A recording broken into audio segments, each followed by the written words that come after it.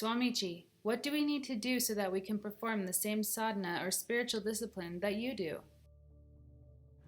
So I saw that there are 4 stages, 4 steps that we take.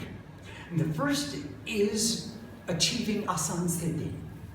We want to perfect our sitting posture and our comfort zone so we can stay longer and longer with God. And that Asana, we would say a minimum of 4 hours or 5 hours a day. The practice of sitting in the asana becomes a watch of the mind as it goes through cycles of pain and pleasure. There is a time when the mind is experiencing pleasure, and there is a time when it experiences pain. We keep our awareness on God the whole time by maintaining the asana, thus maintaining the sankalpa.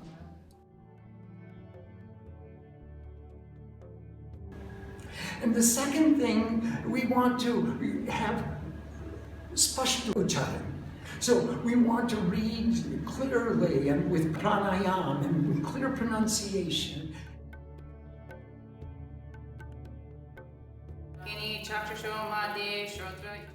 What I experienced at the beginning was that when I knew our goal for the day was to sit for 8 hours, I couldn't help but surrender into it, and it was easier for me to dive deeper into the pranayama and to the mantras. However, the ego did try to play all kinds of tricks on me, but all I knew is that this time I was not going to move my knees. It was pretty amazing. And then we get the opportunity to move to the third step, and that is understanding what we're saying. Not just the words, but the real meaning and the intrinsic meaning, and what the effect is this going to have on my life. How can I inculcate these meanings?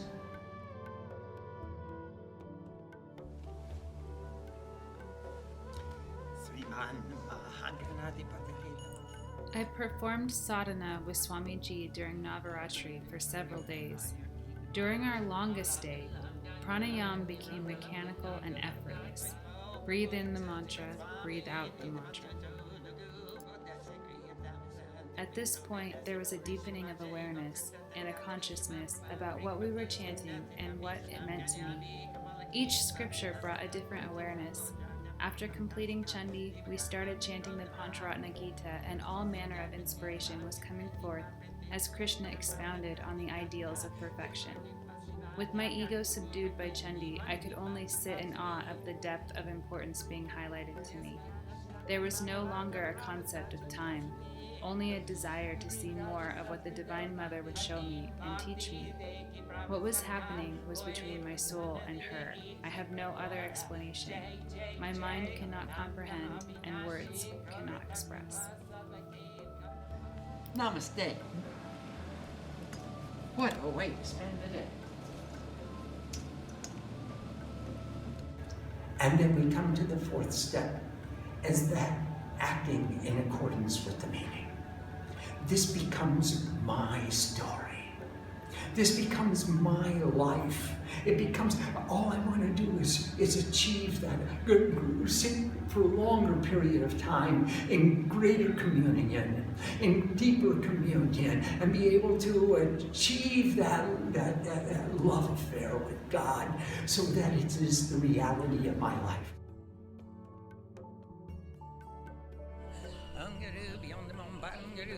The gurus show us the example themselves and invite us to join them.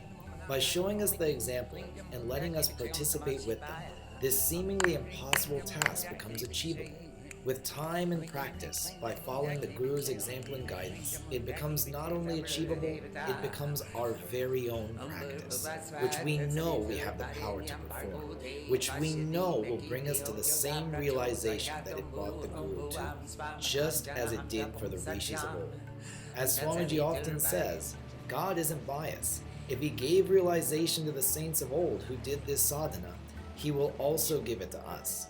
Swamiji followed the same practices the rishis of old used, attained the realization himself, and now is inviting us to follow the same path as well.